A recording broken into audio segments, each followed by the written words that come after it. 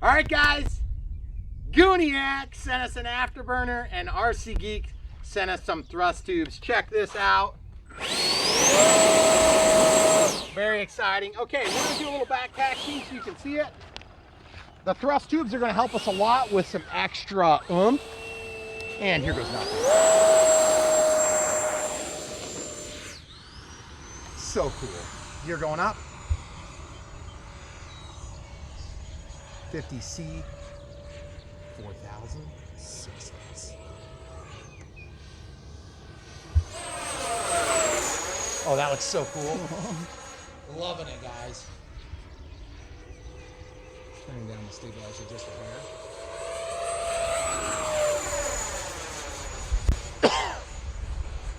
Guys, we were just flying a bird. No, literally, a bird. Oh, the Gooniac is looking cool. The thrust tubes are really pepping this thing up. Okay, here we go. Gear coming out, and then twist. I think the sequencer might have gotten goofed up a little bit because we took off the 30-second of the sequencer. Look at that beautiful sunset. Turning down the stabilizer just a little bit.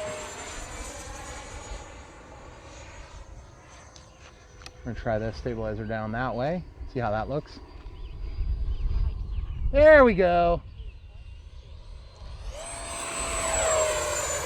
And man, this thing is just so different looking.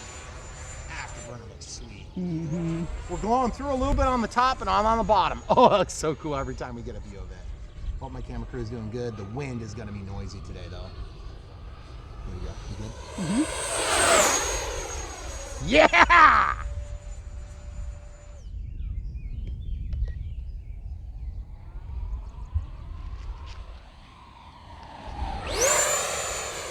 Okay, I think it's time to land, possibly. Okay, so if you want to stay kind of there generally, gear coming down. Being a nice guy on my gear. Getting them out nice and early. And the landing flap's going to come out after this move. There's not really landing flaps per se, it's full reflex or crow. Ready on the throttle, ready on the throttle, ready. Okay.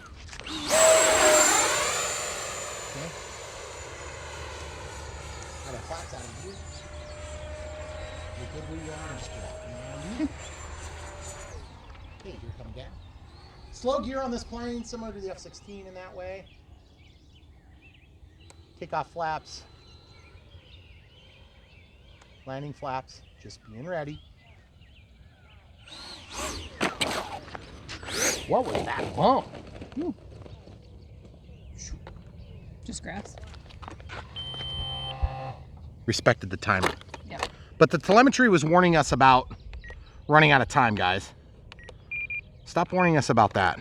See, 10 seconds over. So really good. Let's go take a look. That was really weird. I don't know what I hit there because I felt like I was pretty much on the ground and then I bounced up again. I had a lot of airspeed, so it didn't do too bad bouncing up.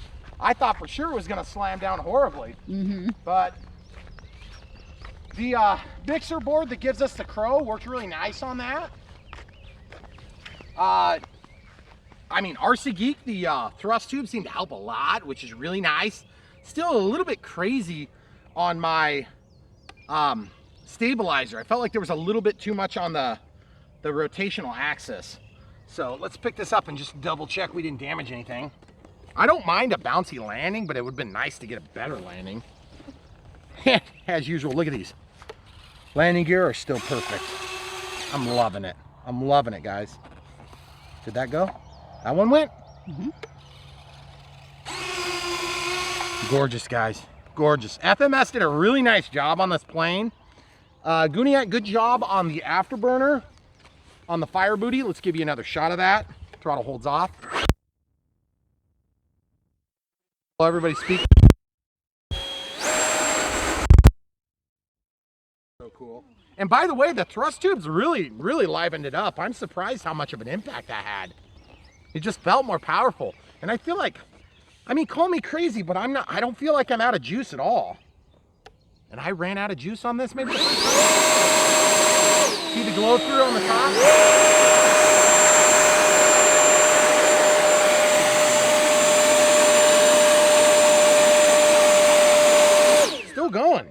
that's a lot of power, guys. It's almost like another go around. So real happy with that. Still a little bit weird on the flight performance. I think a lot of that could be rectified with practice.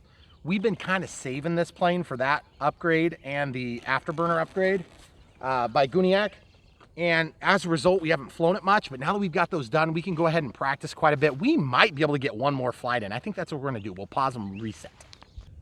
Okay, so I was saying I wanted my my settings down a little bit. So I'm gonna go into roll and change that from 35 down to like 25, pitch from 45 down to like 40, and then yaw down to like 45, okay? Then I'm gonna go back to F mode setup. I'm gonna make sure I know what channel it's on. It's on the flight mode channel, on the FM channel. So I never actually set it to anything. Flight mode channel is gonna be, no, I want it to be on this one, which is gonna be D. So auxiliary 1, okay? Then we go down to next. Okay. Now I can go into the flight mode setup. Okay. So we've got it, AS3X active on flight mode 2. And then I want to go to this, and I will go to gains. And I want to assign this gain to that, to my knob here. Let's see what it is. That's good. I like that. Fixed adjustable gain, adjustable. And what's its adjustable by? Okay. See how that changes it now? So now I can go up or down based on this. It doesn't matter what that is now, so I really don't care. So that's okay. So now we're gonna walk out of there, and I can clear my timer, walk over to this, and just verify I still have everything working the way I want it to. Yep, everything's working the way I want. The only thing it's not testing is my gear. So we'll pause it and we'll come right back when we're ready to take off. Okay, so guys, this is the Gooniac Afterburner and the RC Geek thrust tubes that bottleneck down a little bit. I think it's like 90% of what it had been for the thrust tube size. Really helps a little bit for livening this up. We're gonna do a 3-minute flight time.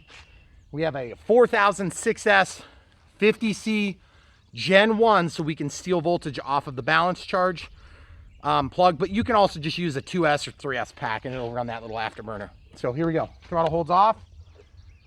Here we go. So much better. So much better, guys.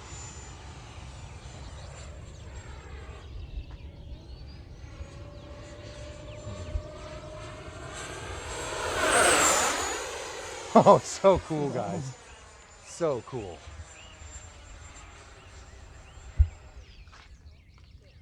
Okay, you good? Mm-hmm. Out of the throttle altogether. We'll save it for when we go by. And then partial, full. That's so cool.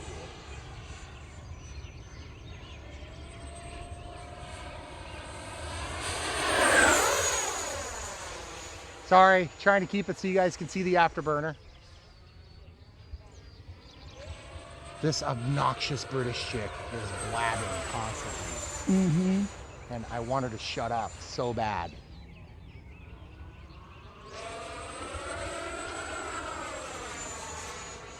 That is so cool.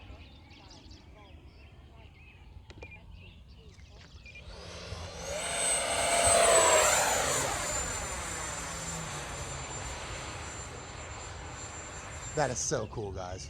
So cool. Here we go.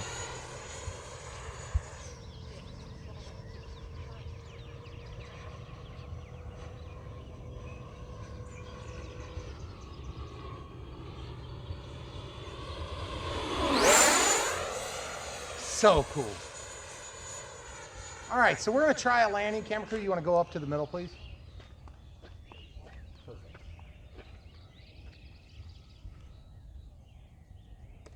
Gear coming up.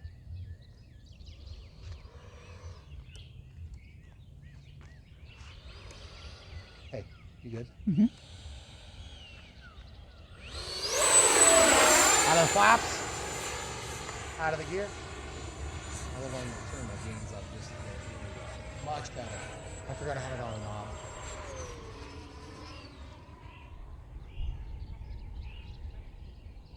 Gear coming out. Here we go. Here we go. Full reflex.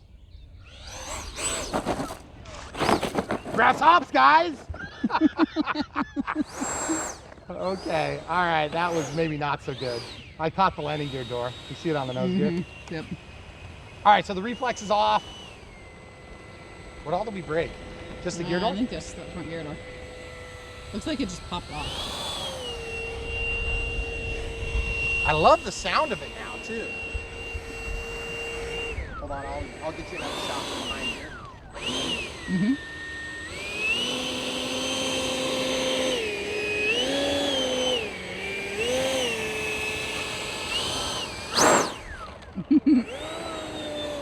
Okay, so guys, thoughts on this plane? First of all, I gotta shut off that obnoxious warning. It is so annoying. Very. Okay, so here we go. Click, go down to telemetry.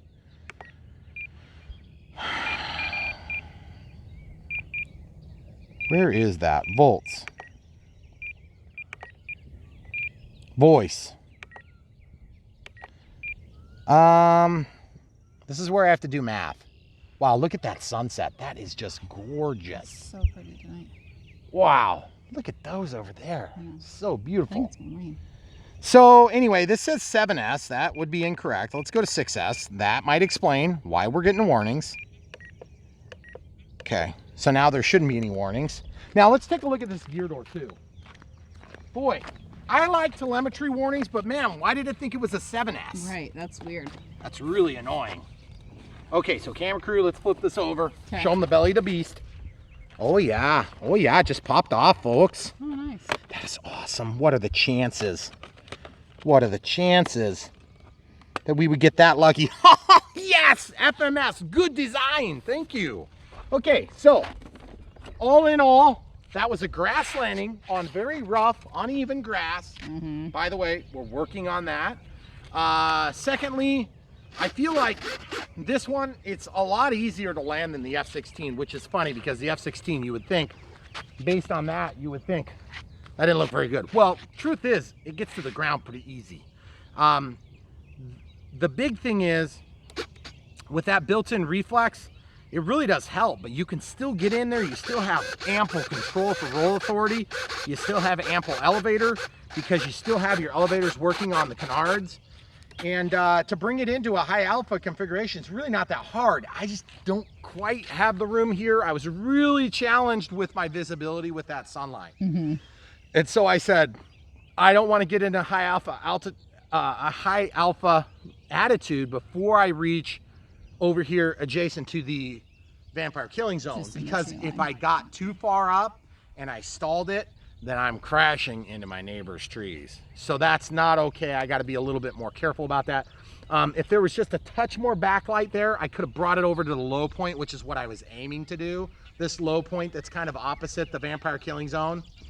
The vampire killing zone, show them the vampire killing zone. That's where we lost the de Havilland Vampire. It was a gorgeous plane. I had done tons of work to, and I just came in and hit the top of the tree and killed it. This over here is the Eagle killing zone. We killed an F-15 Eagle on Maiden.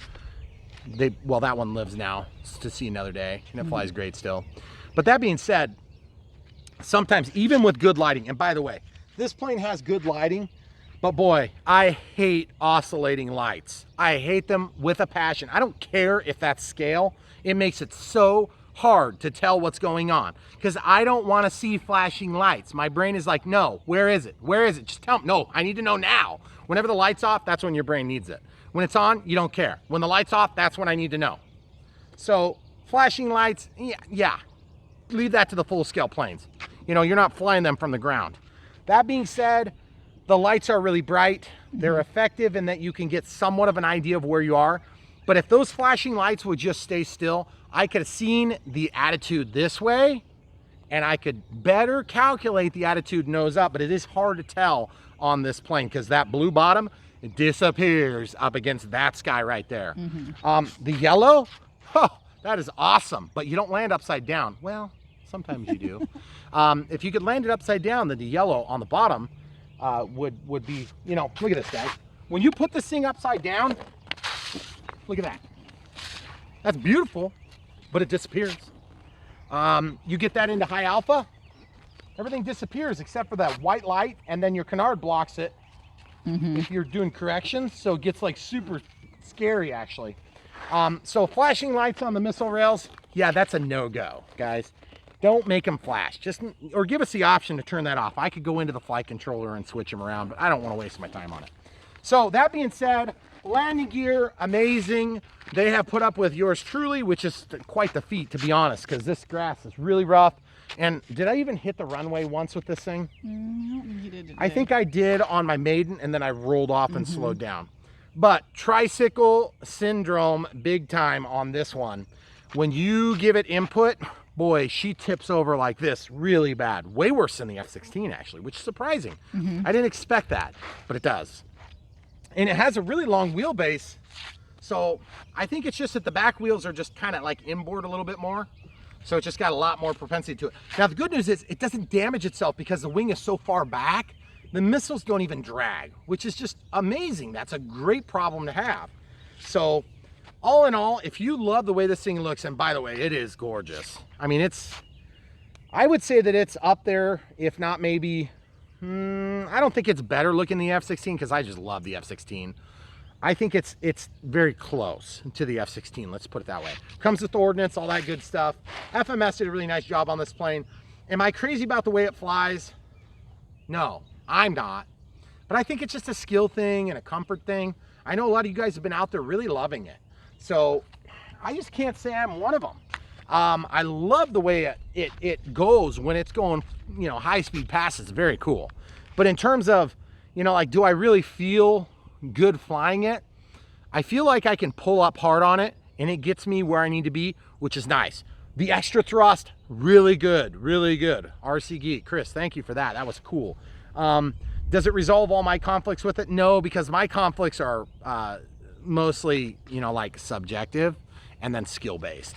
So if it weren't for those two things, I feel like the stabilization is a little bit hard to dial in on this one too. It's just because of the different wing design. So we'll see. I don't know. Maybe after some more practice, I'll be a little bit more comfortable with it and I'll love it more. And by the way, it's somewhat calm, but it's not dead calm tonight. We do have some changing wind conditions, about 5-mile-an-hour gusts, real light. Earlier today, it was just blowing like crazy. It was blowing like crazy. We're trying to fly a stupid bird thing. Had all sorts of problems with it. And it still flew though, which is crazy. So I guess for now, we're just gonna enjoy this beautiful sunset. And it is beautiful, by the way. Just absolutely gorgeous. Gooniac, good job on the Afterburner. I feel like it worked really well. It wasn't hard to install. The F-18 was harder. I felt like we had more trouble with the F-18. This had a nice big opening where the ESC goes, so we had no trouble ramming it through, getting deep penetration. That was easy, and to get the wire through. Where we mounted our receiver in this environment, we did a 637 TA, which is back here. We did have a little bit of trouble because we had to dismount the AR-637 TA back here. So we had to undo this whole board, which is kind of a pain. Let's show them up here if we can. Yeah, that's where it is. So as you can see, it's kind of buried in there. I mean, this is a really cool plane, guys. I just don't know if my cup of tea, maybe. You haven't had a lot of practice with it. No, I haven't. It's like my third flight. And it's... No, it's not my third. It's like maybe my fourth. And 3 minutes goes awfully fast. Like, you're flying it to land it. Well, yeah, I know, but that's true for all jets. Yeah. So you can't really hold that against this plane. The F-16 is the same way. So that being said, if you had a really big landing strip, you could get this thing down and really, I mean, you could put it down in short strip. If I was a better pilot, I could put it down on this landing strip. And a better pilot comes, you know, with future me, I think. Right. I don't think it's just like, you know, unsurmountable odds.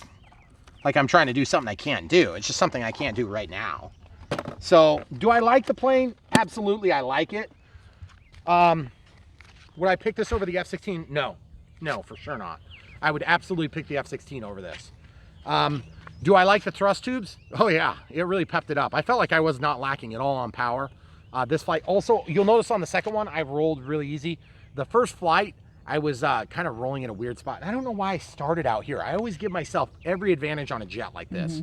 I was off the end of the runway. That's why I always start my jets, because I want to give myself every advantage to get off the ground in time. So that was my doing on that first one. The second takeoff, much better, you may have noticed. And a little bit of pitch sensitivity because I have my gains down too low on the AS3X. So I needed to have those up more like 75% on this knob. So overall, good plane. Maybe not my cup of tea, but at the same time, it might be your cup of tea. And I think you should consider it. Given all the things that we've mentioned, we think you guys are plenty smart enough to figure out if you like this plane.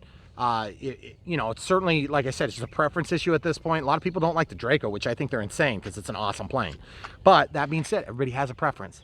This plane is probably somebody's favorite. Don't let me talk you out of it. I want you to have this plane if you think it's any good at all, because you can make this thing fly great.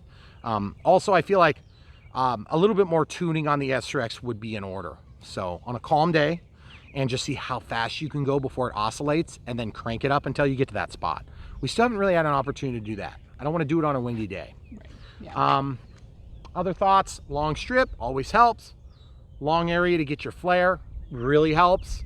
Also, some days you want a little bit of wind down the runway. We do have wind that's kind of generally coming this way, but it's crosswind toward the main strip over there. So it's kind of running like right here. So it's actually pretty good for a jet, to be honest.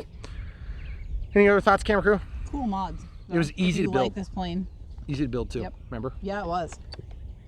So if you guys are thinking about this at all, check the link in the description below. We'll link to this plane. We'll link to the receiver used. We'll link to the Afterburner from Gooniac, and we'll link to the thrust tube. Well, actually, we'll link to the RC Geek's webpage, and then you can get in there and then talk to him about getting thrust tubes. He has an option where you can download some plans and then print them, but you can also just reach out to him and he'll sell you a pair of those thrust tubes to help you. Now, I also asked him about the F-16, if there was a thrust tube option that we could use on the F-16 from E-Flight that was just released to 80 millimeter. This is also an 80 millimeter, but this has the 2 thrust tubes. He said, interestingly enough, he had tried it, didn't have good success with it. So again, not to regurgitate what he's already said, and I don't want to take anything away from the RC Geek. He does another competitive channel and he does a good job on it, but he does things a little bit different than we do here. So we go way in detail, and he's just kind of more like overview, and this is how awesome the project that I just did was. And I'll show you how to do it, but just one part of it. So we show you the entire tedious, horrible process, and then you can follow along. Or if you're very new and you need a little bit more hand holding, we're there for that. So without further ado, guys, definitely smash the like button. You'll be helping us a lot. If you haven't already subscribed, click the bell for notifications, and that will help us as well in terms of the algorithm on YouTube. In terms of finances, if you want to help us, we don't have a Patreon baking site yet. Someday we might. So if I'm saying this into the future, there might be a link down below. Go ahead and do that if you want. But for now, the way you can help us financially is just to buy the stuff from the links. You're going to buy it anyway. Just buy it from our links, and then you'll be helping to support us financially. You'll support all the stuff that we do on this channel, and we really do appreciate you coming back for more. Don't forget, that's the #1 way you can support us, is just watch the videos. Watch them and come back for more.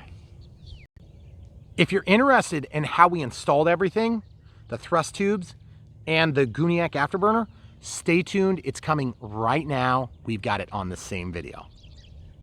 YouTube, it's Brian Phillips. I have something super fantastic for you. This is the Dassault Rafale. You've already seen it fly. If you haven't already seen it fly, there'll be a playlist link at the end, or you can just search for the playlist and you can find this plane and see all the stuff from unbox to build. And then we're gonna go ahead and show you some cool stuff today. Today we are upgrading this to have a Gooniac Afterburner. Yeah, buddy. So you can check this out. We'll link to this in the video description if you want to buy one. It comes with a little kit in a plastic bag like this. Got some goodies with it. And then RC Geek, one of my competitors, was kind enough to send me these cones, which is we will also link to his stuff. And what we're going to do with his stuff is that's going to be a cone to help increase the thrust output on this just like that, okay? So those are gonna get glued on. Should be a pretty simple process. The more in-depth process is gonna be putting on the Afterburner, also known as the Firey.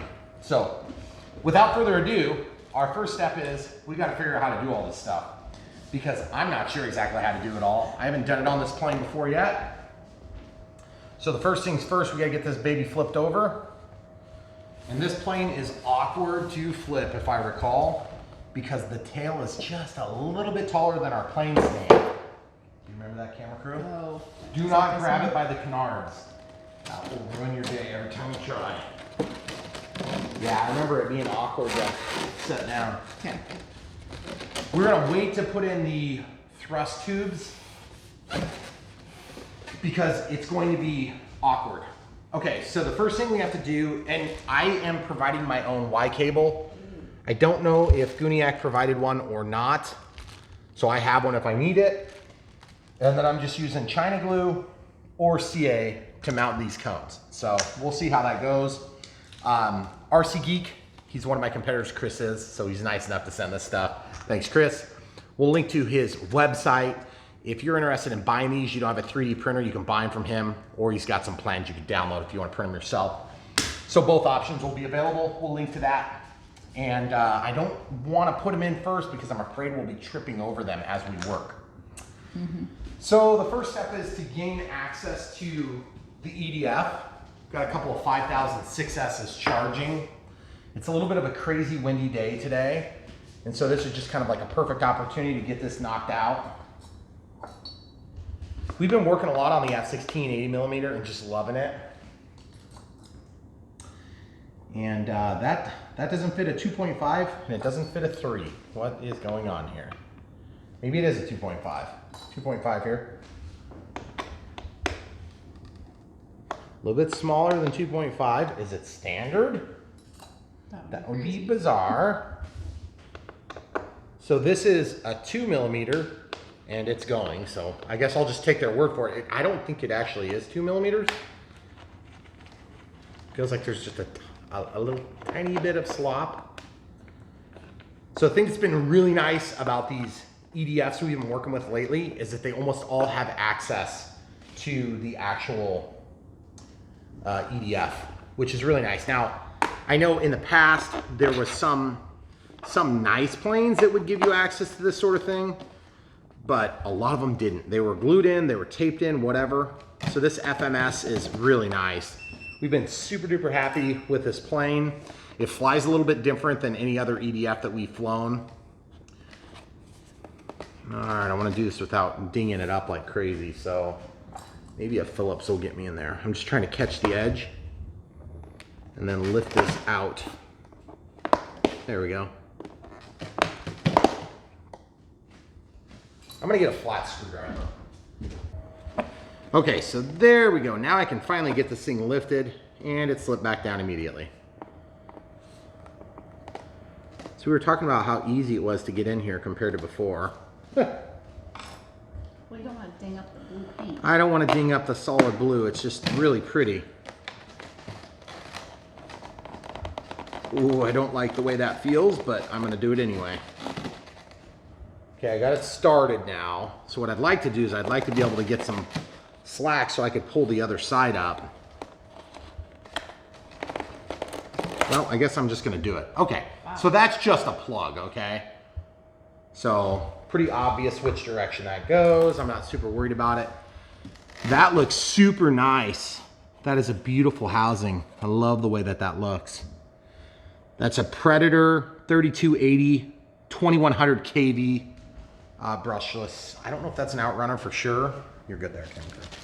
So this thing is basically gonna slip over the end of the motor. So I'm gonna empty the contents here on the counter. There's some zip ties, a couple of Gooniac business cards. Obviously we'll link to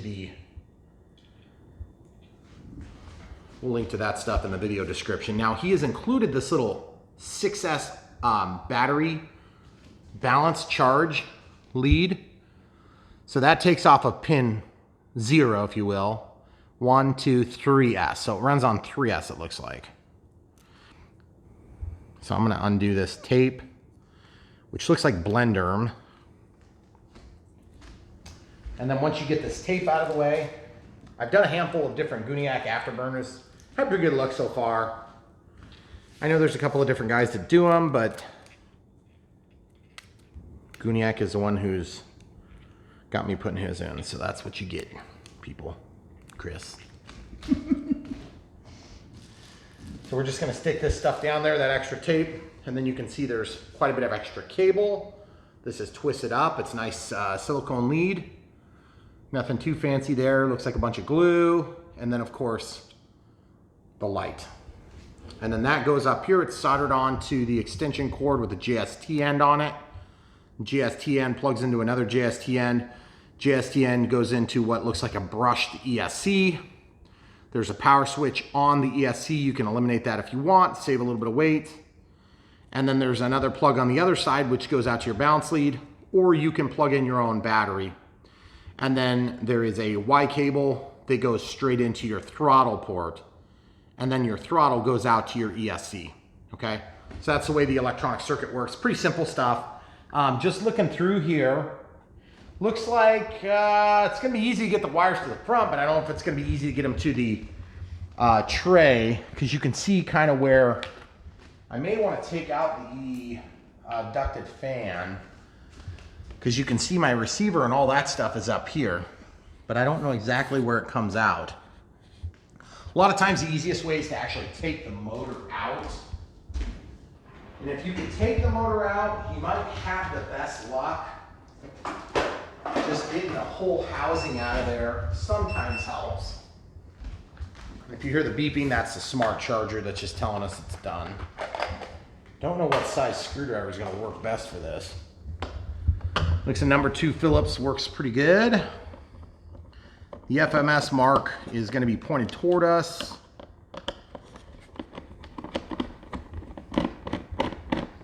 These installs are not especially difficult. It's just more a matter of getting in there and doing it. You're not going to add hardly any weight to your model on a plane this size. It's going to be inconsequential.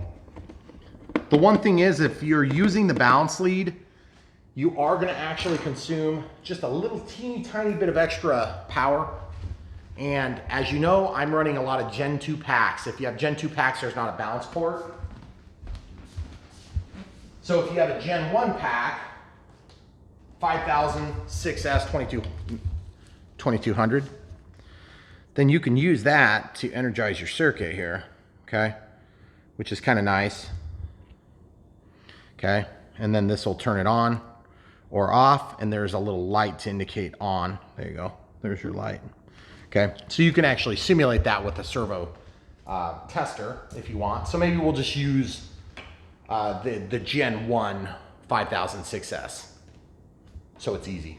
Or you can actually unplug and not use the balance lead at all, and then you can supply a separate battery here. And you can do it that way with the JST end, okay? So, or really any, actually you could probably use any 3S pack. Let's see, how about one of these little 3S packs? How about one of these? I wonder if it'll plug into here. This, I mean, if you don't have a JST end, you can probably just put in your balance lead. Yeah, you can force that sucker in there. It's not ideal, but you can get it in there. And it turns on. Yep. So that's another alternative method. Of course, if you have a JST end on your little 3S pack, you can also do that. I don't know if a 2S pack is going to be enough to run it or not. I'm curious to see if that's enough to run this little doohickey. Let's try. This is just a Volantix 500 milliamp 2S. Nothing super fancy about that. See if it turns on. Well, it hasn't caught on fire yet, so I would say that's potentially another option. If you don't want to draw your main battery down at all, you could go that route. I do have some 3S's that are on JST ends, so that'd be another way too. A lot of times these things operate on a pretty broad range, but I don't know what this is in terms of, because I don't have any instructions with that documentation, so we'll just assume it's fine. All right, continuing onward. We got all 4 screws there taken out. we're just gonna lift up the motor. And you can see the power leads there coming up.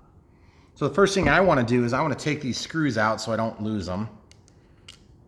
1, 2, I'll just put them right there for now. That way they'll fling off the wing when I pick up the plane, because that's ideal. Okay, so now that I've got those, I'm gonna lay this right here in this like saddle area, which will work out perfectly. In fact, as I said, I'm gonna have to flip this over. I remember we've done a couple of these and some of them are a lot more awkward than others. It just kind of depends on how much planning you do. I think you're supposed to unplug your 3 wires and then feed them through this opening here. Okay, this is obviously 3D printed. It's not super robust, but it doesn't really matter that much.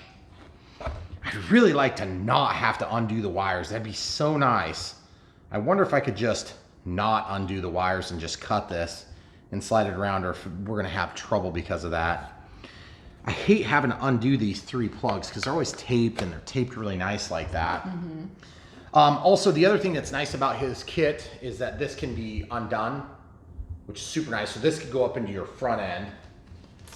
And then this wire has to be chased back to the front. So that's obviously enough length to get up to your battery bay. Okay, so I think in the past we used bamboo skewers. How do you feel about bamboo skewers today? I feel great about that. You do? Would you like me to find you some? I would like it. I would like it. Why don't we pause? I'll get these stupid things on tape because it'll just be frustrating to watch, and then you give me some bamboo skewers. Okay.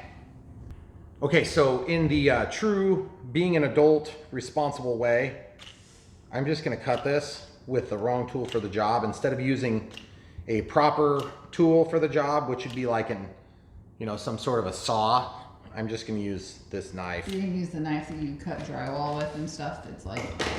No, I barely flipped cuts. the blade. I flipped the blade over. We're good on that. Sure. Yeah, I did. No, I did. I flipped the blade. It's already flipped. So we're good. But what we're gonna do is we're basically gonna cut a slot in this because I do not want to do this. 3D printing, you see the way that's printed, it's probably gonna be a little bit brittle, so I'm just gonna take and make a score, because then when I get close, it'll break through, unless it just goes. Oh yeah, buddy. Ooh. It goes. So we had the score in there from cutting it. Oh yeah, that's perfect. Okay, cool. Yeah. And that's got a little bit of play. My camera crew talked me into this off camera. It was quite the discussion. There was lots of yelling, lots of throwing of items. Arm twisting. Actually, it took like 1 second. She was like, cried. you could just, there was crying. There was a little bit of crying. This is just gonna slip around those wires. So, camera crew, can you see? Yeah, I can. So we're just gonna push that through and then hopefully not break anything, because that would be bad. I wanna make sure I'm doing this the right way. It's gonna go, ultimately it's gonna be like this. So yeah, so we're going on the right way. We don't wanna chafe these wires because that would also be bad, okay? If we chafe the wires, it's okay if you only chafe 1, but if you chafe 2 and they short out, then there's gonna be a small fire in here shortly. And not from the Afterburner. Not from the Gooniac, that's right. Okay, so we're just pushing that through in the true lazy fashion. Yeah, buddy, get in there. You can do it. Yes, yes, yes. Okay, good. Wowzers. Oh, that was so nice. I didn't have to undo a 1 wire. I like it. I like it too. That's so nice. Okay, so now that we have that stuck on there, okay, it's on there. Now, I think what we're supposed to do is technically we're supposed to put a zip tie around there or some such nonsense. Well, maybe not. You put an extra crack in it. Yeah, we should. Let's do it right. Just Let's not cut corners. past that. That's true. I guess we are. We're into the get her done This stage. is so easy to film too. My hands aren't in the way except for most of the time. Giant hands. All right, so now I'm gonna take my side cutters and I'm just gonna, this zip tie has quite the large bulge now in my thrust area. I mean, well, bulge in the thrust area. Okie dokie.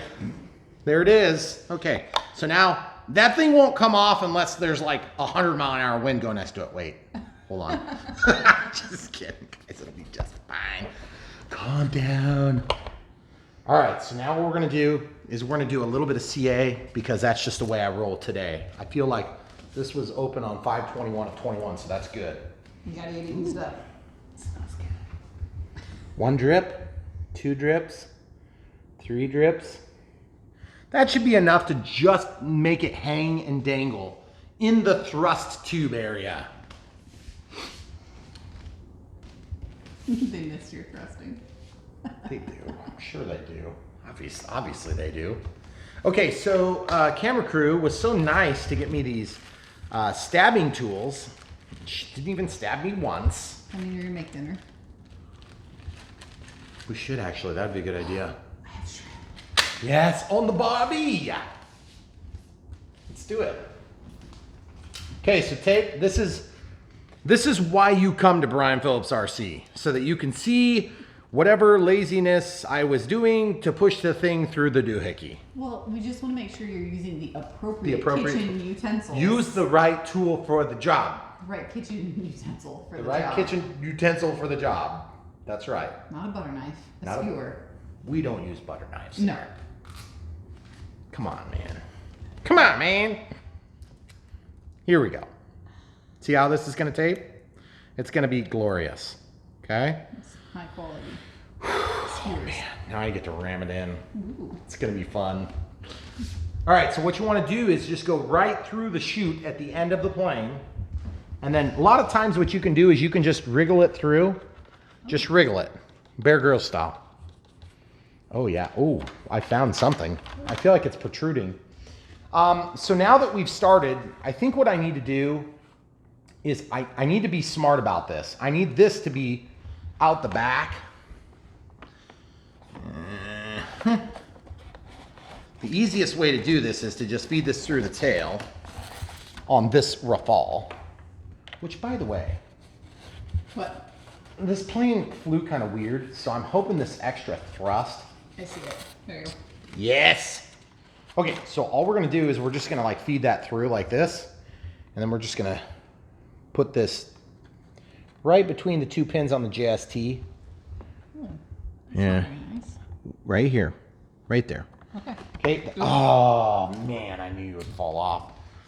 So we're just gonna try taping it this time, but we're gonna tape it on here so that it guides itself through without lots of problems. Okay. Yes. Yes. It's always funny because when I tape this, I think I'm just gonna tape it so that I intentionally have an easy way of untaping it, and then I get it through, and it's always like a humongous pain in the butt. Okay. It doesn't need to be like the strongest connection, but it has to be strong enough to be pulled. Okay, so I feel like I'm running into something up there. Do you feel that? I do. Okay, all right, so now this can be sort of temporarily and only, what the heck am I hitting in there? I'm hitting something. Oh, it's just those wires are really stiff. Really stiff, jeez. Well, you're a little extra long now. Yeah, I know. Okay, I have an idea. Do we have a long enough bolt I can put this on temporarily to hold things in loose? Yeah, buddy. No, I don't. They're way too short. Yeah. Maybe I can get one in, because then when I flip the plane over, it's not going to be like a humongous chore to hold everything steady. Oh, okay. All right, guys. It's okay. I know what to do. I watched Brian do it wrong first. All right, you ready? Yeah. Don't worry, if it falls out, it won't totally destroy the plane, except for most of them. As long as you don't damage my floor. Oh, ooh, ah, Ooh. yeah, There you ooh, go. there, yeah, that's it. Woo! Made it. All right, let's twist this thing. See, if this was on Chris's channel, he would have edited out all the awkward moments, and it would have looked so tidy, and he'd been like, look guys, look how perfect this went. Out here on Brian Phillips RC. Show you all. We show you all the terrible details that you don't want to admit to. Okay, so here's the AR637 TA. And now I have to, okay, so obviously like this cable here would have come from the ESC. Let's just agree that that came from the ESC, okay? We agree. Everybody, we agree. Yes. I'm looking, trying to get my head in there. I can't see where the skewer is. It's probably like poking straight into the bundle of wires. Yeah. Here, you. It's probably like, hey, if we just energize it, I could just push until there's a fireball. Yeah. You poke and we'll watch. Really? I feel like I've done this before. Oh. I hear it. Okay, quiet. Quiet. If you see it, leave it in the comments below. Ah, dang it, I'm hitting something.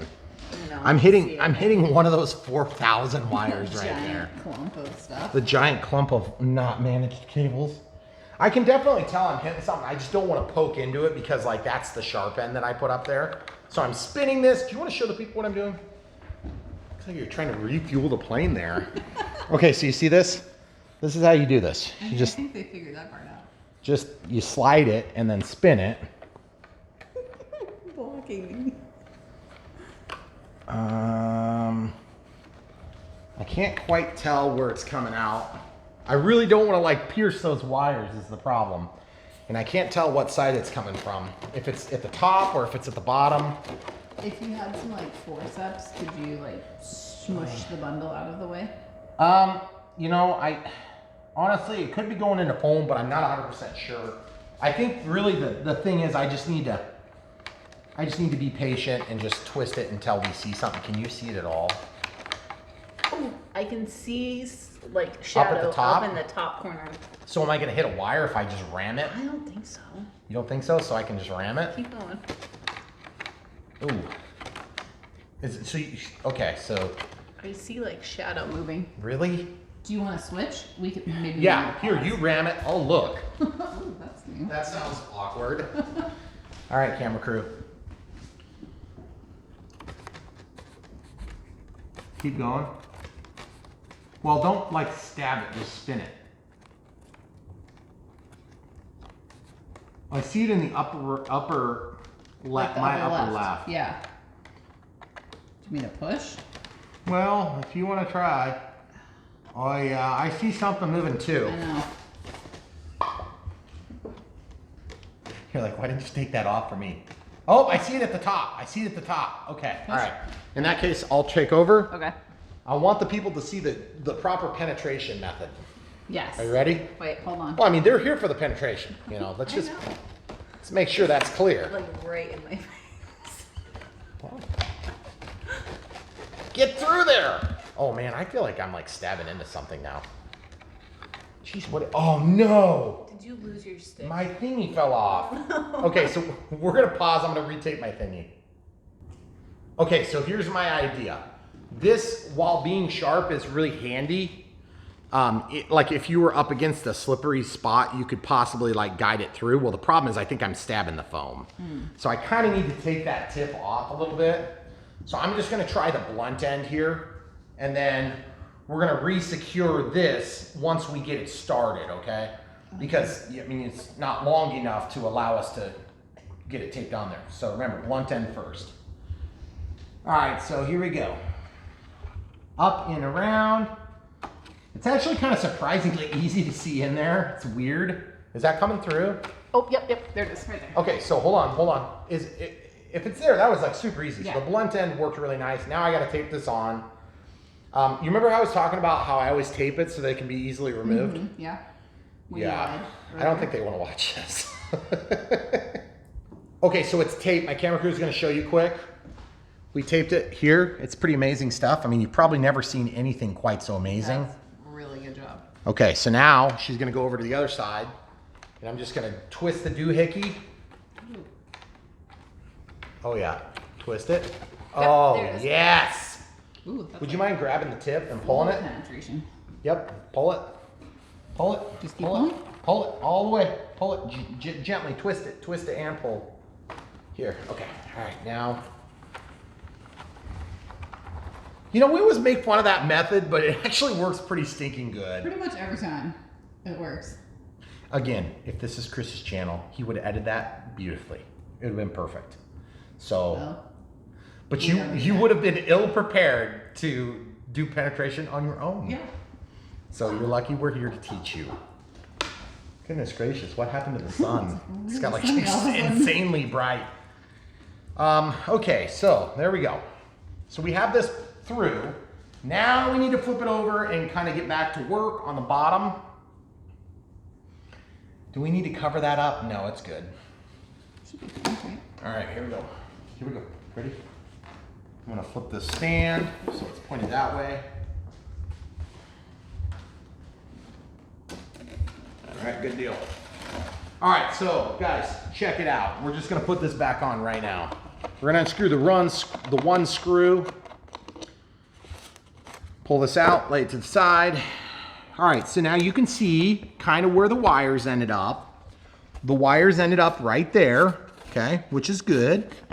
So I think the extra zip ties from Gooniac are supposed to like secure that, so I'm just gonna like not do any of that. I'm just gonna very lazily lay this in, and then I'm just gonna hopefully get this stuck down in here. And it looks like we might have a little bit of foam we're running into on the thrust tube. Okay, so we're gonna have to figure that out next, which is a little annoying. Come on, man. I gotta get those wires to drop down. I'm using a not sharp tip to kind of force those wires where they need to be. And I want you guys to just look at something. See this? I'm hitting the edge of the divider, okay? You see that? So, what I need to do is I need to figure out if there's a good way to kind of get this to point down one of the thrust tubes and then twist it into position. My wire, my black and white, or my black and red silicone lead that goes up to the JST connector keeps wanting to pull up. I wish we could show this better, but it's kind of like in there. I'm using my finger to just push this thing off to one side or the other, okay? That's gonna allow me to get the fire booty to seat down in there, okay? Do you see what's happening? So I'm on one side or the other. Oh, okay. I think I need to take the X-Acto knife and just trim a little teeny bit. This makes me a little bit nervous, I must say. Camera crew, did you grab the X-Acto knife? I did not. You didn't? Did you already grab it? I thought I did. So what we need to do is we need to trim it and we'll come right back. Okay, so we got the X-Acto knife. All right, so we need to kind of cut this area here so that that's gone. And it's an awkward spot. So this here does not slide on any further. That's all the way on, okay? So that's just what it is. So if you're doing the, you just gotta take a little bit of this material out, okay? I'm just gonna cut straight through like a series of notches, and then we're gonna have the camera crew get you guys a shot of what's happened, okay? Do you wanna show them what I just did there? Can you see? I'm not sure that I can Here, how about this? angle it.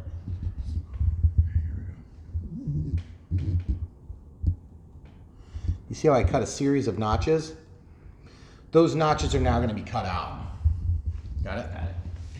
So now I'm going to take probably a flat screwdriver and I'm just going to work a few of those notches out. One left, one right, one left. There we go. That one broke finally. Then one right. Oh yeah, buddy. And then one left, one right. Chris would never do this on his channel, I can tell. No. It'd be so meticulously perfect. Okay, time for some really precision tools. Yes. Oh yeah, buddy. I got it. I got the foam out of there. I'm being really careful to keep these for later use. Yes. On another project. That's critical. It is. I was so concerned. My camera crew was getting very nervous. I have a little bag labeled for him. Yep. It's ready for later recovery and use. It says Metro Waste Authority on it. Hey, what now? No, that's the wrong container, camera crew. Did you get confused again? Oh, dang it. Maybe we can just reach my hand in there. Yep, I can reach my hand in there. This makes for some good video. It does. You This know? is gonna. We should win an award. We should. An Emmy. Mm-hmm. Is that what they give out? I don't know for this. That's an Oscar. This is a movie. This is, yeah, it's feature film length. Yes. And for the best picture goes to Brian Phillips RC and his wonderful camera crew. Okay, so yeah, I need to take a little bit more out of the material. Actually, this was just still in the way there. Pesky piece. Okay, okay. Ooh, I always love it when I hear popping noises. Makes me feel super confident in what I'm doing is right. That appears to be in the right spot. Yes, yes, now I need to get the wires down. Oh, that's not a good thing. Goodness gracious. You were so annoying that you woke up our cat and now he wants to leave. Thank you. I appreciate your vote of confidence here. So all I'm doing now is I'm trying to get the wires tucked down again the way that I was trying to earlier, because once the wires are tucked down, then your EDF module will drop down. But until you get them tucked in, it will not. I'm gonna show you what I'm talking about here, folks. These things need to tuck into that channel. Oh. Yeah, I know. I'm gonna pull that wire from the front. Okay. Oh, come on. You know you wanna do it. Get off of that chair, cat. Goodness gracious. So we have our nip and tuck appointments scheduled for the kittens that aren't kittens anymore, for the big cats. And yeah, we got one that's in heat again. So it's like, hey, just calm down. All you gotta do is make it 2 weeks. Just make it 2 weeks, then you guys can do it all day long, every day, all day. I don't care. I just don't need another 11 kittens or 20 or whatever it is. We only have 8 kittens. Is that all? And 3 cats. Man, okay, I'm having a really hard time with that front one. Why don't we pause and see if we can figure out if we can get a better angle. Okay. All right, guys, this is our thrust tube, okay? I know. So I'm gonna point at what we're having trouble with right now. Okay, right there, that wire needs to move over so that it can drop down with the EDF power wires, okay? We're having a heck of a time getting it to seat down because every time I feel like I've got it positioned, it wants to pop up, okay? So that red and black silicone line, that's what we're fighting. Go to the other thrust tube and see if they can see. Nope. Well, they just won't be able to see, unfortunately.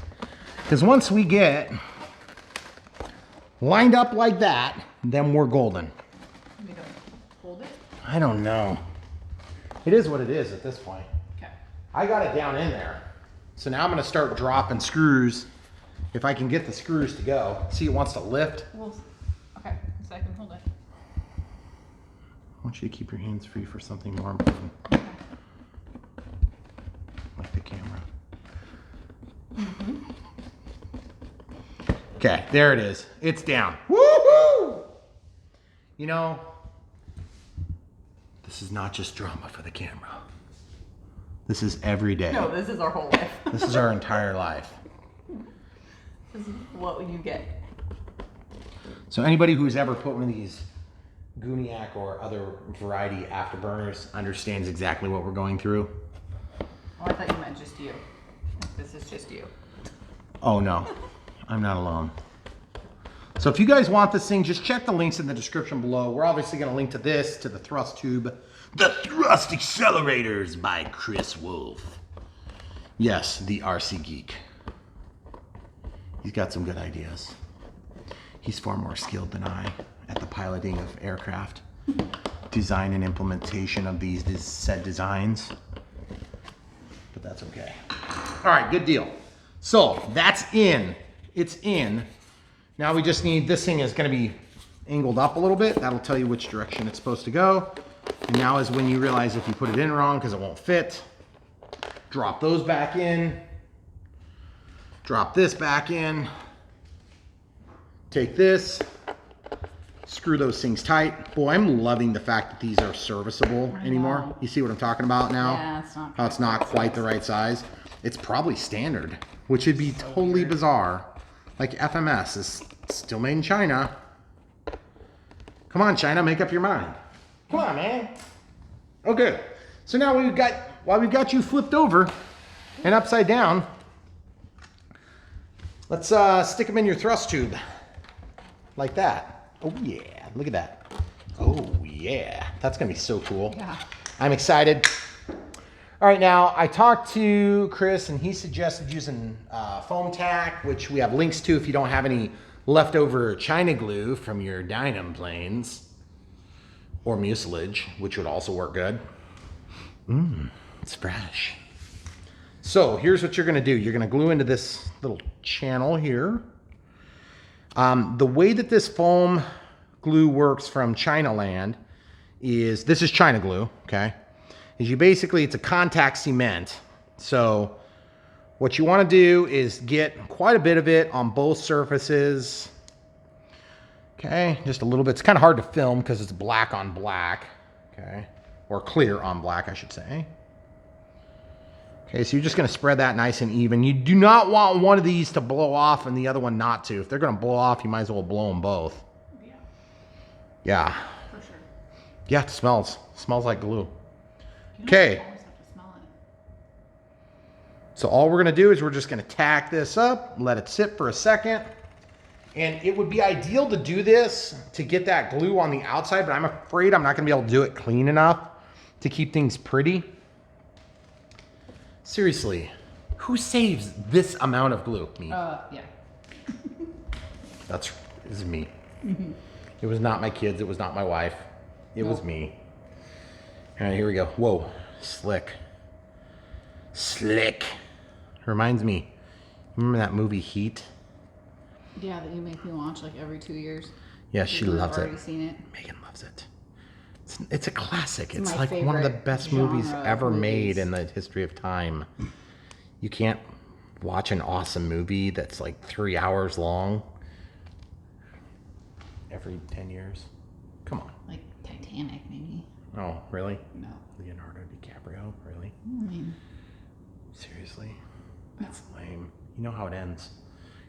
You forget how Heat ends because it's so long. And it's I usually fall asleep. So okay, so we need more glue. Okay, so that devastatingly small amount was not quite enough.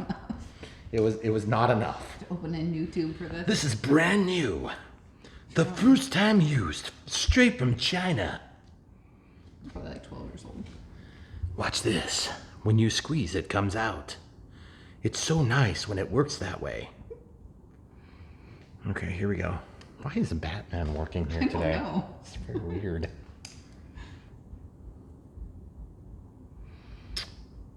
Scale technician by day. RC person by night. And day if on vacation. Okay, here we go. So we're just spreading this like crazy. And then we're gonna come in here and just give it a curl. Yes, yes, look at this. We slathered it all over the thing. Well, It's kind of a kinda little bit good. messy. You know, it's the way she likes it. See this? This has got extras on it. So what I'm gonna do is I'm gonna slide this on before I let it cook. I'm gonna give it a twist or two. Ooh, that actually probably would just stay and be perfect. Ooh, yeah. that's cool. It is sweet looking, actually. So, side note. I asked Chris, I said, Chris, did you do this on the F-16? He said no. He said it doesn't work on the F-16. Counterintuitive results. I probably should have asked him if I could share that. That might have been top secret. Well, cat's out of the bag now. Sorry, Chris. Sorry, Chris. Chris, don't worry. It's gonna look good when it's all done, I promise. Okay, just giving it a twist, spreading around the what might be foam tack in your case, or mucilage, or China glue from a Dynam model that you finished with less glue than expected, even though the previous Dynam model took 7 bottles extra. Okay, now this one's been sitting and cooking, so I'm gonna go ahead and stick that on this side. Oh yeah, feels good. I'm just gonna grab the front so I can really get a good push on it. Oh yeah, that doesn't spin at all because it's cooked. Yeah, That's cool. it is. It looks cooler. I actually really like it. Looks awesome. Tighter hole. Yep, that's right. A little tighter hole. Blows a little better that way. Okay. That is the purpose of this. I know. You do? I do. You do? I know how this Look, works. I could like hold this plane up by that now. I know, it's crazy. Isn't that amazing? I'm always intrigued by the China glue. Cool. And how well it really works. Mm-hmm. Switch over to the side here so they can see the red wire. Mm. So I think the biggest thing is, like I said, you don't want this one to blow off and this one to stay on. Right. Because that would be bad. It'd be just like in Top Gun, and unfortunately Goose would die. Because you don't want to be doing that. You don't want to be doing that. And I think you were right to do that part second. So that we weren't. Yeah, because you remember when we rammed the thing in the thrust tube? Yeah, you want to have a bigger hole that time. That's right, bigger, so you can ram this giant thing through. So anyway, you want to use these for dinner tonight? We have more. We can probably just get new ones. I don't know. I think we should probably use them Pretty for dinner. cheap. We might use them for food. So now we're not done. Now we're not done. That's right, we're not. Whoops. Yeah, we're not done. Don't get too excited Only yet. 42 minutes. We're not done. 42 minutes, that's it? Gosh, Man, we're for like it's like 3 quick. more hours. Oh, jeez. To film all sorts of extra stuff. All right. So now, here.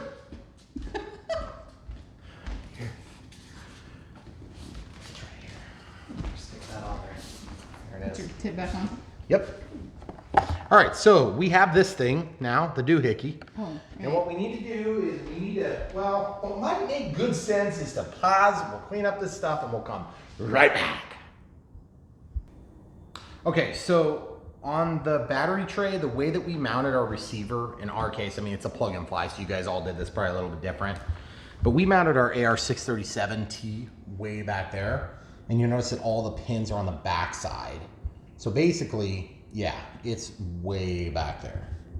So I said, that's gonna be impossible to get at. So I undid 3 screws in the back, 2 screws in the front, and then 4 screws on these guards that cover up the canard mounts. So this allows me to pull this forward. And I'm just trying to keep these straps from getting slipped in a weird spot. See, or coming out altogether.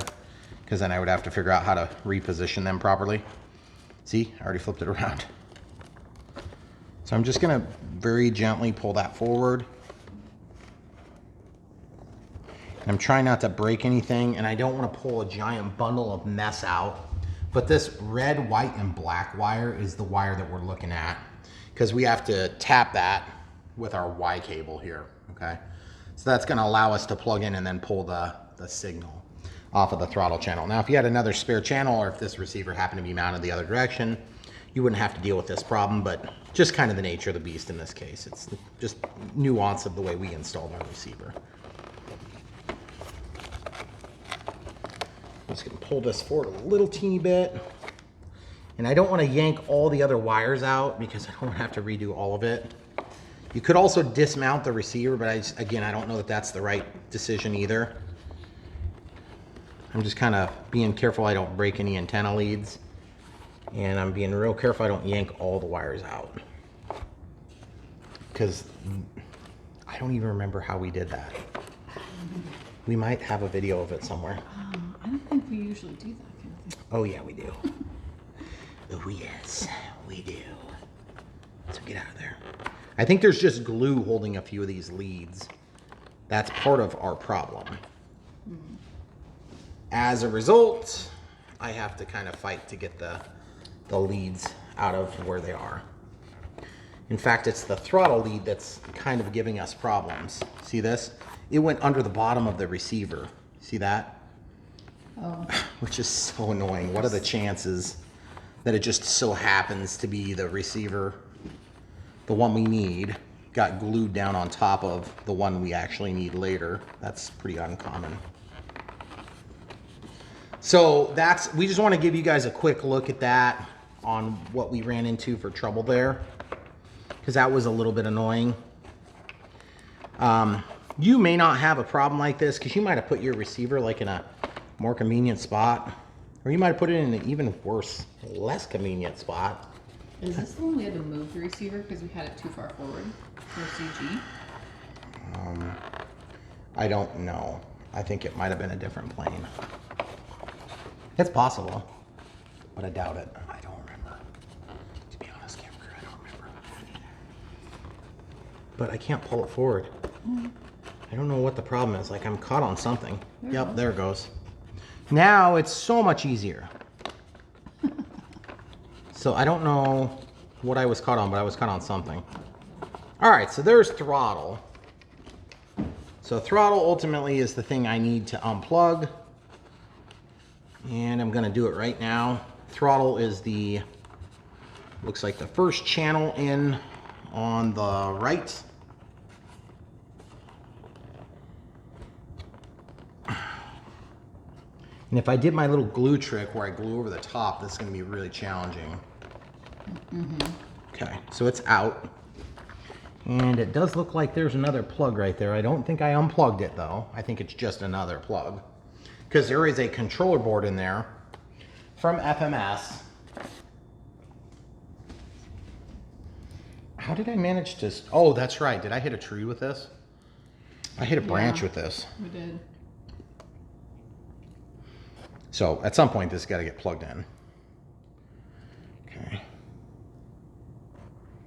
So that plugs into the fire booty in the back there. Then this plugs in color for color, except it's not the same colors. Brown is the same as black. Yellow is the same as white. So signal is yellow or white, red is red, and then brown is black, okay? Then this needs, the brown needs to go down. And this is just gonna split off the throttle channel. I'm probably gonna have to use pliers maybe Yeah, probably something. to make that angle. I bet so. So I'm gonna hold this right here, right at the top of the case, okay? And that way I can get in there at a weird angle. And just kind of work that through. See, it's already rotated. I mean, I gotta grab where there's a little bit of a case to hang on to. And I gotta hold it hard enough so it doesn't slip, but I don't wanna hold it hard enough that it breaks. Okay, so that's started. Now that it's started, I can come in here with my finger and just pull it all the rest of the way. Okay, cool. So that's plugged in. Now I really don't care how it goes in as long as it gets in there and it's properly attached, okay? So now I just need this to drop back down in. Again, all the painstaking details, all the difficult, annoying details of doing these installs, you'll find right here on Brian Phillips RC. Chris would edit this out for your time's sake and for the wonder of the beautiful video's sake. On our channel, you get it all. You get the dirty truth. Well, not all of it. We did pull the screws out off camera. Some things. We can't show everything. No. I don't think we'd ever YouTube channel. Or it'd be very popular. Here we go. So let's slide this in here. We'll show you the reverse procedure just so you can kind of see what it takes to get all these screws back in. It's not super hard. Okay, so feel like I maybe missed the mark a little bit there. Doesn't it seem? Yeah, I totally missed the mark because this was tight. So I feel like I gotta go back a little bit further. And then, yeah, I wasn't even on top of I wasn't even top. You can see right here, there's a molded spot. I missed it. I just wasn't all the way back. There it is. So now I'm gonna take and unscrew this screw here. Walk that all the way back. And then once it's back, my wood is rested onto the other piece of plywood. Now that's going. That's definitely going. And I gotta watch out for this coax cable. There, we should be golden now. So that's gonna start biting down. I'm gonna take one of the front screws and we will grab right here. And the screws were all different lengths. If you have to Not all. Or I mean, like. Two up front were long. Yep, middle and back. Yeah, were different lengths. they were different in the middle. Is this where you say there's more than one way to skin a cat, and then all of our cats run away? Depending on how you installed your. Oh, there's more than one way to skin a cat always. But in our case, if you followed along from the original build video, then you'll probably be copying along now too, I'm guessing. So you're gonna be copying along, trying to, do the same thing to yours. Okay, so that's holding that. Now these yellow things, they go in here and they just cover up that metal part. Not really exactly sure why they need that, but whatever. They were in there. Okay, so there's that. I think it's just a pretty thing. Which is pretty cool, actually. Pretty cool. Ha ha ha ha ha. Pun intended. Okay, so the antenna, we need to be careful not to pinch that or break it again. So that's holding down. And as we make our way back through the plane, then obviously like all these things start to kind of come together a little bit better, except for that. There's that too when they pull out. And the screws had not actually made good purchase. That's always really frustrating. See how that's dropping down as I back off? That means I either didn't have purchase or there's just not anything there to hang on to. Did you see what I was talking about there? Did that make sense? I can never tell what's on screen. What I'm currently fighting is getting the strap back into position, because I do not want that to be out of position when we go to fly. Okay, so we're just gonna slide that back into position. Now these are biting really good because it's plastic on screw here. See that? Mm-hmm. That holds tight. And then this is actually going into the plywood here, so it's not like I have to depend on a joint underneath or like a piece of plywood that's vertical. That's a lot of times the way they are on those underneath your battery trays. If that one is as loose as I think it is, I may need to put some CA on the screw to get a better purchase. So there's that one. Is in an awkward spot, but I do need to get it started. Come on now. Oh, come on. I may have, I don't know if I've ever mentioned, but being right-handed, it's hard to do this with your left hand.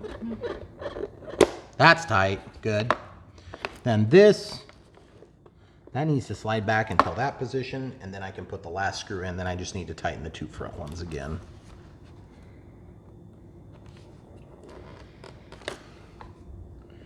Sorry if your angle's being blocked. You'll have to try to get to a different spot there, camera crew. No, I can see it. Okay, good. Okay, just doing this in such a way that I don't pinch the wires as we go. Ooh, that's tight. That's really good. Okay, same thing there. Feels like we got a good bite. And be careful, that plywood will strip out on you, so you got to be super careful not to do that. I don't feel like that's biting anything. I think I need to go to a different angle. Well, it's hard to say. That one might actually be biting. See how it's spinning, but it's not like spitting out wood chunks or anything? That leads me to believe that I didn't quite hit the hole. I think I'm like this and I need to be like that. See how it's not walking out? Yeah, it's just spinning. If you can get your thumbnail or any other nail under it, then a lot of times you can start walking it out. And then once you have it up started like that, then you can spin it, but you can't put any forward pressure on it or down pressure on it, or it's gonna push right back in the hole. Then you can just lift it out. I don't know why they're not lined up. Yeah, it could just be that that's got almost no material to bite into, camera crew. I think I know how I'm gonna solve that problem. okay. So in this case, the easiest way to do that is to take a little bit of CA and just get a little bit of CA on the tip. And you're like, where do you get the crappiest CA that you're using, Brian? This comes from Dynam Airplanes. Dynam Aircraft. Quality RC aircraft. That's their slogan. Is it in quotes? Yes. Huge ones. Huge ones. You know I like them big. It's true. Okay, here it goes. So now that CA is going to go in there and set up. And even if that doesn't have a real great purchase, it's going to thread the hole. And ultimately, yeah, right, wherever the hole is. If it's next to the hole and it's like not actually going in there, which I think we're lined up. I just think it's just a really maybe not super sturdy connection point. So just a little bit on the threads, almost like Loctite, but not Loctite. Do not use Loctite here because it might be going into plastic. Good enough. It's not going to pull any tighter than that now. Okay, so that'll basically conclude everything except for testing. So now we need to get a battery in here. And it just occurs to me that I haven't actually tested this battery to see if we're in operational range because it's a Gen 1. We haven't been using the Gen 1 packs. Oh, okay. So let's just put it into this S1200 and see what it tells us. All right, balance lead. Right there, 3.8. So it's at essentially storage voltage. Oops, hold on. So now that'll automatically start charging.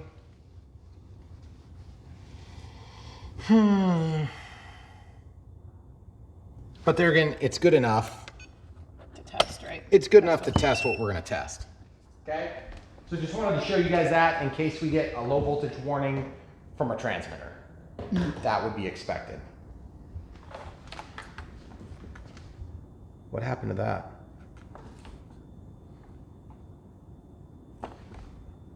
Oh. It's all right, it's right there. Oh. We were both looking at each other like, are you kidding me? That just pulled out, so here's what I'm gonna do. I'm gonna get the cat off of our chargers, and then I'm going to grab a pair of pliers. And why don't we just, for good measure, we'll just do a little, let's do a little CA.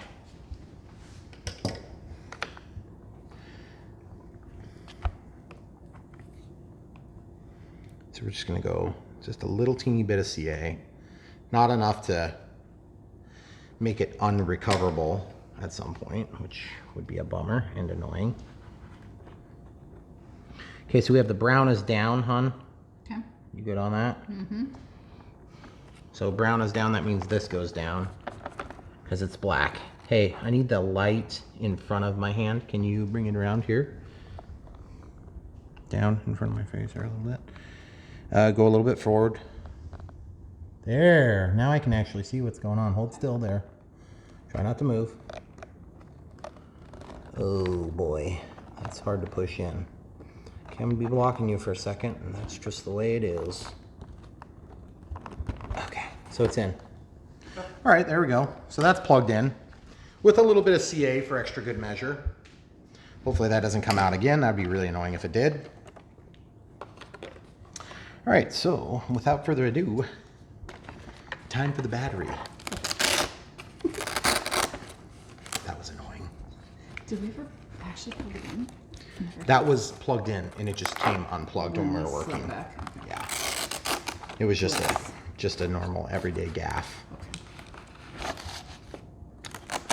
That was a gaff, Brian Phelps RC style. Normal every day. Yes.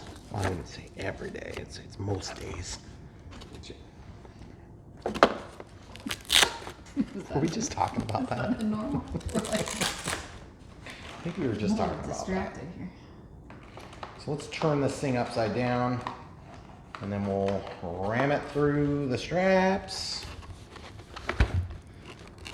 So it looks like 4006S is what we had this configured for. So I guess I'll just do this instead. Extra good measure. Then we'll plug this in. I already have my transmitter on. So we'll turn the power on. You want to check the throttle hold real quick, make sure that's on. Should be lifted up. Up. Yep. The hole's on. It's already warning Yeah, us. we're gonna get a warning.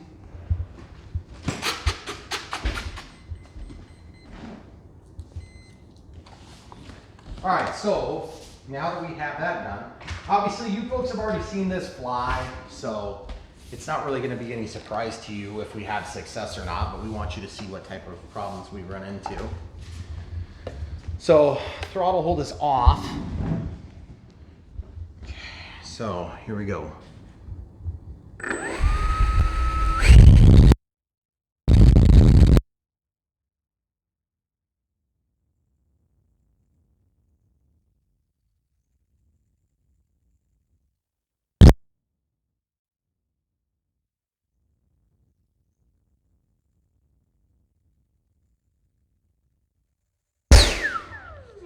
gonna be annoying on the audio at all. How about you go back there by the stairs? Jeez, camera crew. Are you trying to deafen everybody? I wasn't at all trying to be annoying to the camera crew at all. Do not ruin my hair. That was, yeah, it was definitely just all in love.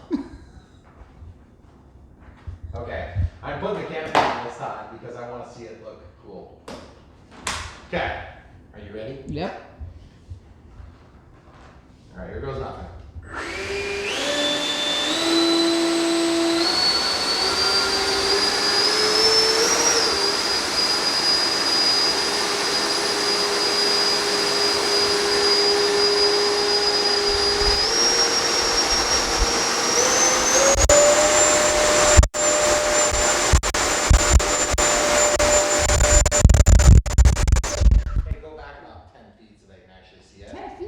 Go back over to the stairway, show them.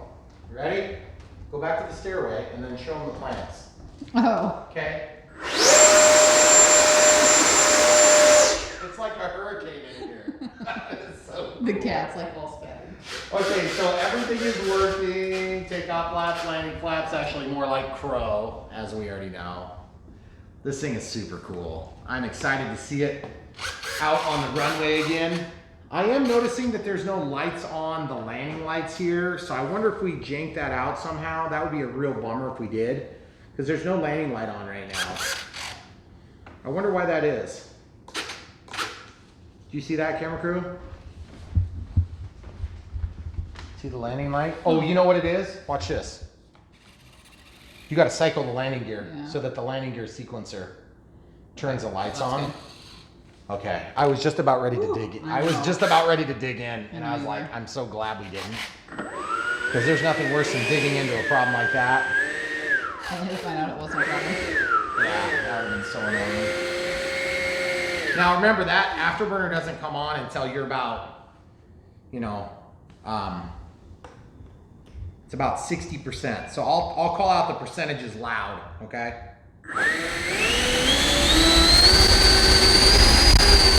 There's 40%, there's 39, there's 38, there's 44, 47.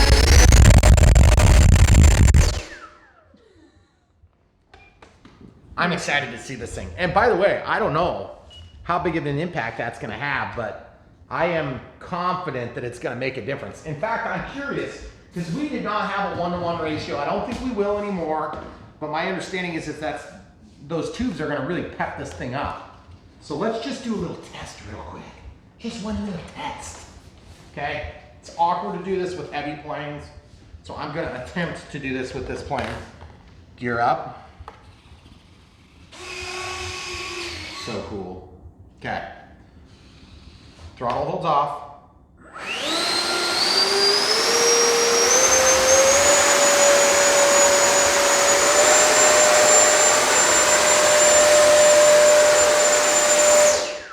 Pretty close, but no cigar. Not like that was the end all cure all. Right.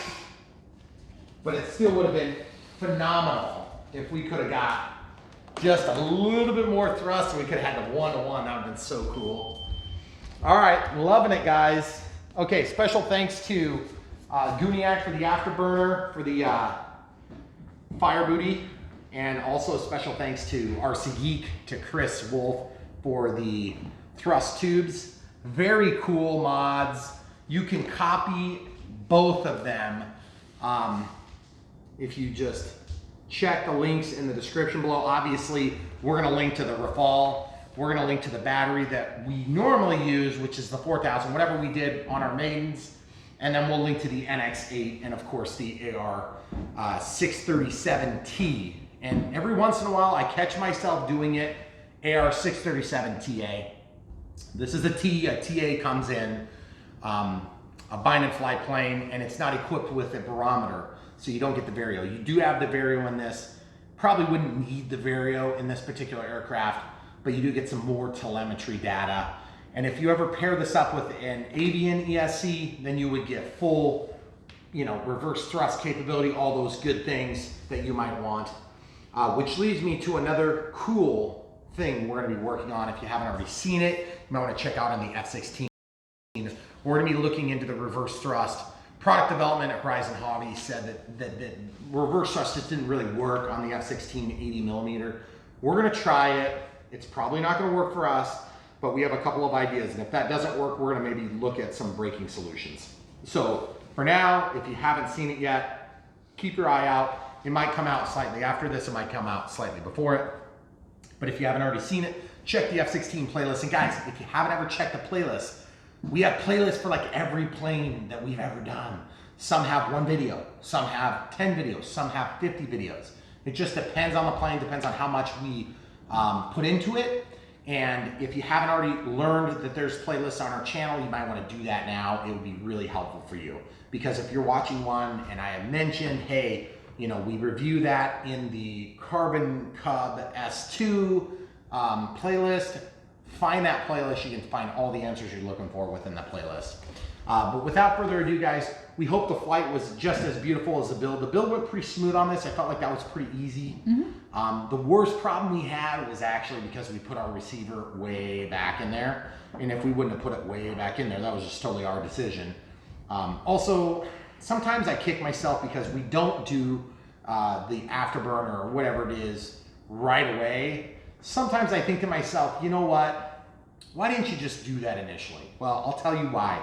Because we like to show these things as close to the way that you'd be buying them so that you don't see some feature that you have to immediately go out and buy that maybe is an accessory, okay? I want you to see how it's gonna really fly if you go out and order it, because that's really what we're doing here at Brian Phillips RC. Me and the camera crew, Megan, my wife, my wonderful wife, is we are trying to help introduce you to new products, help you spend your RC budget. Everybody has a finite budget, as smart as possible. But alongside that, we're trying to help people that are new to the hobby learning how to do the hobby, because there are so many things that these guys at Spectrum, at FMS, at Horizon Hobby, at Bitco Hobby or Dynam or whatever it is at Banggood, they just assume we all know this stuff like we've been growing up in it. Well, a lot of us grew up with a totally different technology back 20 years ago, and some of you today, this is your first day and you're just getting back into the hobby today. Well, maybe there's 1 or 2 of you, but anyway, if there's one of you that's just getting in the hobby today, you found the channel. We will help you go from, I have no clue what NX means. I have no clue what AS3X is. I have no clue what stabilization is, what safe is. What is all that stuff? We answer those questions here on Brian Phillips YouTube. And it takes us a long time. That's why we have 5-hour videos. And you're like, geez, Brian, how does it take 5 hours? Just watch one, you'll understand. Lots of waffling. But anyway, getting back to the point, thanks a lot to Gooniac and Chris, the RC Geek, for sending these 2 items. We really appreciate it. They send them to us at no cost. And in exchange, we help you guys to find their products that they're trying to sell and or help you guys along. Chris is trying to help people to have this experience. And he does some other different mods and really cool channel. And then of course, Gooniac, which is, Ray does these Afterburners. He does a really nice job on them. I think Chris also does Afterburners, but anyway, I'm not here to necessarily promote that for them. I'm just here to give a special thanks to you guys. Thanks for helping make our hobby better, and we can spread the love and joy throughout the RC hobby, even though we're all kind of fighting for a lot of the same dollars. So we appreciate you guys. Also, if you want to buy these things, I've had a few people ask me this week, hey, can I use my DX5E? Can I use my DX6? Can I use my 8E? Yes, you can use your 8E. You can use it. If it's DSMX, you can use it. You can also do forward programming. But here's what I'm gonna tell you guys. If you're asking, do I need to get an NX8 to do that? Compared to my, DX8E, let's say. No, you don't have to. But the thing is, at some point, they're gonna drop support for that, and this is gonna be what they're supporting, okay? That's part of the reason why we keep pushing this, because this is the next generation. It's very good. It's got features like this, which seem like such a non-issue until you go put it in your car. And then it's really, really nice. Also, this has been a great transmitter. It's got Wi-Fi built in. There's a lot of features that you get on the NX8 that you don't get on the NX6, including a lanyard, the extra knob, the extra channel. NX6 is actually 7 channels, but it's only like $40 more for this, which is a little bit more than 10%, but still, We understand. When you buy this, you only want to buy one of these like once every couple of years, okay? I got a DX18 in that box over there. It's actually superior to this in many ways. It's inferior in other ways, but this thing is what I'm using. So just so you guys know, I want you to be able to follow along in the videos. If you're using an NX6, if you're using NX8, if you're using NX10, if you're using IX12, IX20, I'm jealous. But anyway, those things are great. They're wonderful, but they're not this, okay? The IX lineup is gonna be around for a long time. The NX lineup is gonna be around for a long time. But we just want you to know, we're trying to direct you in the direction that Horizon and these other vendors are telling us, you know, like, hey, we're gonna get out of that stuff here pretty quick. We wanna help, you know, kind of get the people into the new stuff. So that's what we're doing here. So when you hear us say, get the NX8, we're not saying go spend 350 bucks just because we want you to drain your wallet. We don't care if you drain your wallet there, if you buy a plane or whatever, that's cool, it's your choice. But we do want to get you the best information so you can make best decision. We don't like it when we get the rug pulled out from under our feet. We're just like you. And you know, we don't want you to get into this and then find out they're discontinuing it tomorrow. So that being said, also smart battery technology, that's been coming up ever since we started doing this. We love the smart batteries. They're excellent. We know they're way more expensive. We get it, we're with you. But let me tell you something, you get one smart battery, it's gonna replace at least 2 crappy batteries. I promise you, at least 2. Unless you crash it, if you crash it, all bets are off. That's a totally different situation. If you crash, destroy a battery, that happens to all of us. It's not very fun. I lost a 7000 6S, okay guys, like a $125 battery. So anyway, here's the thing. If you get one smart pack, you might be able to replace 2, maybe 3 packs of a competitive brand. That makes them not that much more expensive. You're gonna get better. You're gonna get better experience the entire time you're using them. You don't have to use the smart chargers all the time, but that's what Horizon recommends. Okay, just so you know, you can plug them into an old non-smart charger and you can still get a lot of the benefits. You do need to get the IBX smart battery checker, and that will allow you to set up the automatic discharge. You can turn that off too. You can turn it off. So it just sits there and destroys itself. But I have mine set to like 240 hours, as long as you can set it. Most guys that are using 6S packs are gonna set them like 72 hours or even shorter, maybe even one day, like 24 hours. Like I'm gonna charge it, I'm either gonna use it or I'm not gonna use it. That will keep your cells and the chemistry in the cells from basically killing itself, okay? All my old Turnigy batteries, they're garbage, they're garbage. They're all puffed, twice the size they should be, and that's without using them, okay? Also, lipos pose a little bit higher risk of fire, and the 2 things that are gonna hurt you in this hobby are getting cut and having a fire, okay? Running into yourself, really? Do you think you're 1 in a trillion? Okay, because that's what you are if you get killed by a freaking RC airplane, okay? You're 1 in a trillion, you are extra special. But if you have a fire, you're not 1 in a trillion. You don't want a fire, you don't want to burn your house down, you don't want to burn down your garage, you don't want to burn down your RC club, you don't want to burn down your car, whatever it is. Lipos are the most dangerous thing in this hobby. If we can eliminate the danger from the hobby, then people will like it better, okay? That's why we push a little bit toward there. There's slight improvement in safety because the technology is a little bit better. There's a little bit more complicated chip in there that helps keep things balanced, helps keep things discharged, which keeps the chemistry where it needs to be. Okay, that's why you spend a little bit extra, okay? We're not telling you to do something we wouldn't do ourselves, okay? These things are awesome. We've had very good luck with them. Also, the planes that we review, we tell you like it straight. If we don't like them, we'll tell you what's good about it, but we're not gonna tell you to go buy the thing tomorrow. This plane is cool. Do I love it like the F-16? No, I don't. I love the F-16. This thing, it's okay. Take it or leave it. At this point, let's watch it fly with the Afterburner and see how I feel. Also, the additional thrust should help a lot. The canards make it fly a little bit different than I'm used to, so for that reason, it's not maybe my favorite EDF, okay? But the F-16, I'm loving it, okay? The thing rolls out for like 800 feet on touchdown, 800 feet plus. So our short little postage stamp landing strip, AKA, the aircraft carrier, is a little bit short for landing since it's not 800 feet long, okay? Unless you just really nail it. I'm talking, you gotta nail it, you gotta grease it, it's gotta be perfect, perfect. And then maybe you'll stop before you roll off the end. So that being said, this thing, hopefully this thing will be golden with this plane. By the way, we did land this on our runway, so and it did okay. So I think we rolled off into the grass too, didn't we? I don't remember. So anyway, we're trying to give you guys a fair shake. We're trying to help, get you up to speed if you're maybe just getting back into the hobby, or if you're totally new to the hobby and we want to help you do it in style so that you can use your 500 bucks that you got burning in your pocket the best way possible. And if you've got questions, ask us. We'll send you links, the way you help support our channel. We don't have a Patreon begging site yet. Someday, maybe we will.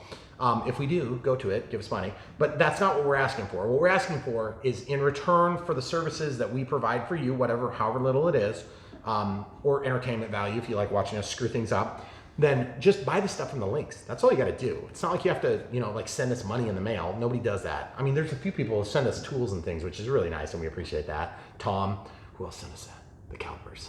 Oh. Shoot, I can't think of it right now. Danny, yes, Danny, that's right. Danny sent the calipers, and then Tom sent us a plane stand and those screwdrivers that we use all the time.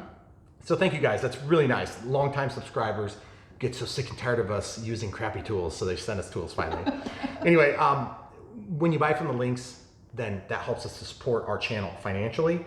Also, it helps us to build clout with the manufacturers that we work with, okay? Same thing that everybody else on YouTube's doing, but remember, the guys that have 10 subscribers, they aren't really doing anything.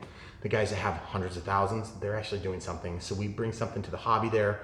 The guys that have 10 subscribers, they're working their way up just like we were when we had 10 subscribers, okay? It takes time, it takes lots of effort, and most people just burn out. Well, anyway, we're still here. So the third thing is you can like our videos. Even if you don't like them, you can like them, and then that will help us. That will help YouTube to put our videos in front of the types of people that like that type of video, okay? Because they're very invasive. They know exactly what you like, believe me. They already do, Google does. And then the fourth way you can do it is click the bell for notifications. That way when we put out new content, you'll know whether or not you want to get into it. If you're still watching this video, you are a true supporter because the content ended a long time ago. So we really appreciate you guys. Just hit 100,000 subscribers. Like 2 or 3 days ago. So we're just really really humbled by that you guys would help us get to that landmark. So we're really happy about that. But believe me, we're not stopping now. We don't take our foot off the gas ever. In fact, I'm off for 2 weeks, and we're gonna be doing tons of new content in the next 2 weeks. So hopefully you'll enjoy a lot of it. And hopefully we won't be crashing too many planes, but I'm sure that'll probably happen too. So come back for more.